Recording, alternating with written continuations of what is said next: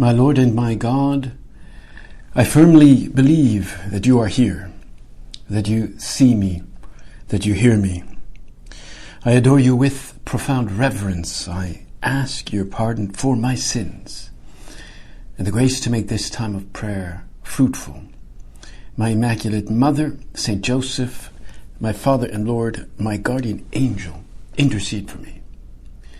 Well, today's gospel begins with this touching scene of a leper who kneels down in front of our Lord and asks him very humbly, "If you wish, you can make me clean." Well, that seems clear enough, but for this man to get so close to our Lord was a feat in and of itself. He had to fray a path through the crowd. He had to holler out as he went, "Unclean, unclean." He probably had bells tied around his neck, so as soon as people heard those bells, they would just run. And people would turn away in disgust. They would immediately take their children and carry them away. Imagine how humiliating it was for him. We don't know his name. We only know him by his condition. He was a leper. His disease was considered pretty much incurable. Lepers were segregated because it was believed that it was so contagious that even the slightest contact with the leper could just infect you. But also most people believed that theirs was a punishment for sin. So they were not just ugly, they were also thought to be bad people. So people looked at you, if you were a leper, with a certain disdain, thinking, well, this is pretty much your fault. So this poor unnamed leper felt terrible. And all he could do was just go to Jesus with hope.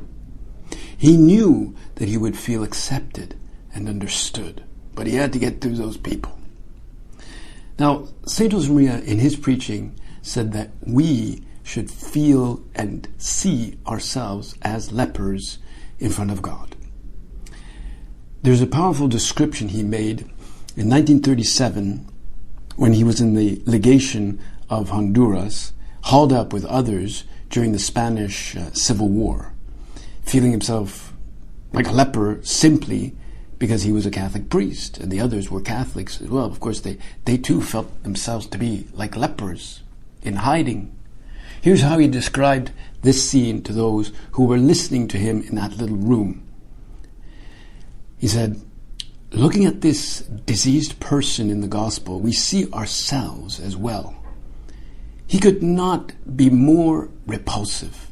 His lips are eaten away, his cheeks scarred, one eye is almost falling out, his scaly skin is blotched with green and yellow, the stench of his open wounds and his open sores is almost unsufferable. Nevertheless, the crowd puts up with his presence." We see in the people close to Jesus a new understanding. Instead of burying the poor leper under a shower of stones, under a pyramid of indignation, they permit him to approach the Master. That's from a series of homilies that he preached in the legation of Honduras in 1937. Well, it is indeed beautiful to see the effect that Jesus has on those around him. It is as though his mere presence tends to raise the moral standards immediately, and they are suddenly now a little bit more tolerant with this poor leper. But when this leper comes to him asking to be made clean, Jesus is not afraid. He's moved with pity, and he stretches out his hands and touches him and says, "I will that you be made clean." And immediately the leprosy left him, and he was made clean. Now that image, he stretched out his hand. He actually touched him. Well, this was because his compassion for this leper, this poor leper, was greater than the fear of contagion. Maybe leprosy today has been pretty much eradicated, but of course there are other diseases.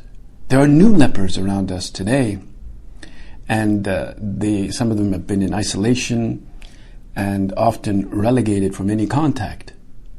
We know the pain and the suffering that those who have been tested positive for COVID have suffered. They have to work behind their screens. They have interacted with their loved ones from the isolation of their rooms. Older people who are in nursing homes could even get visits from their members of their family. Now, let us imagine that the Lord stretches out his hand and says to them, I will be made clean. Now, everyone remembers the picture of Pope Francis and his reaction to a man who was in the crowd in St. Peter's Square, a man who was severely disfigured by neurofibromatosis. This is a very debilitating disease which has really devastating effects. They includes intense pain and suffering and these cancerous lesions all over the face and very severe disfigurement. And, when you saw this man, the Pope actually left the Pope-mobile and went over and hugged him and kissed him with this paternal tenderness. He recognized his beauty as a gift from God, who is the source of beauty.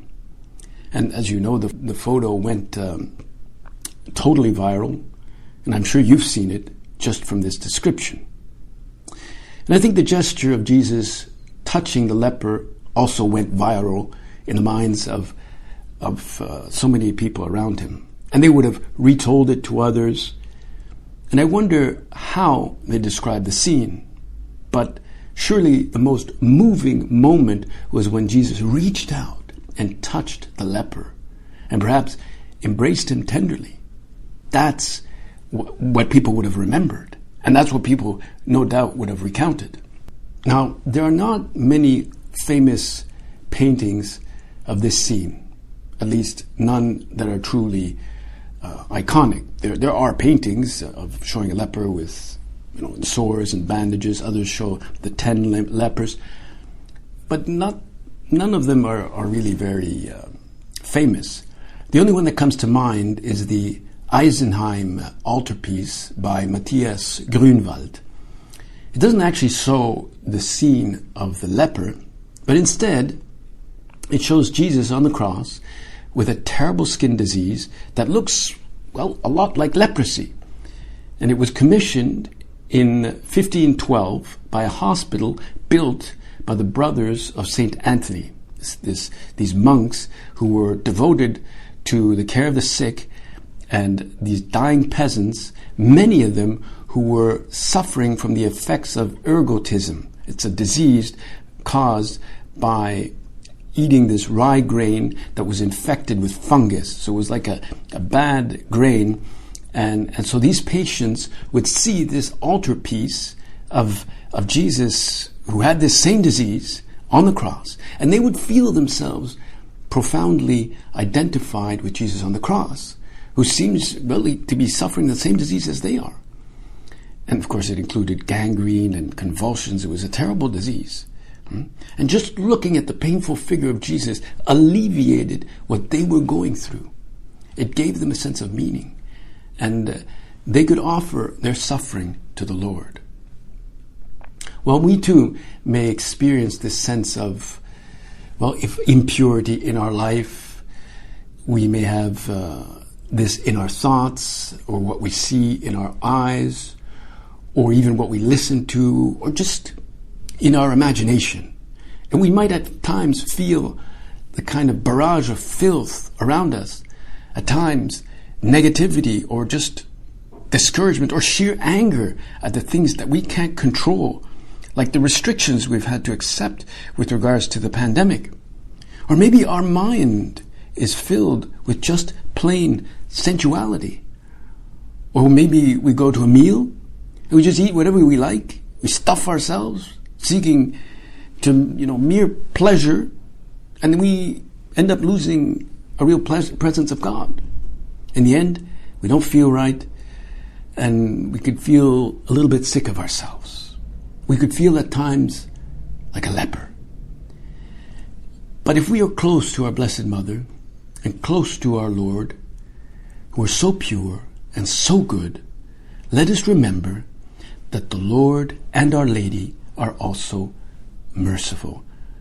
We may just want to tell them, if you wish, Lord, you can make me clean. And all we have to do is let that image of Jesus reaching out to us go viral. And He will make us clean. I thank you, my God, for the good resolutions, affections, and inspirations that you have communicated to me in this meditation. I ask your help to put them into effect. My Immaculate Mother, Saint Joseph, my Father and Lord, my guardian angel, intercede for me.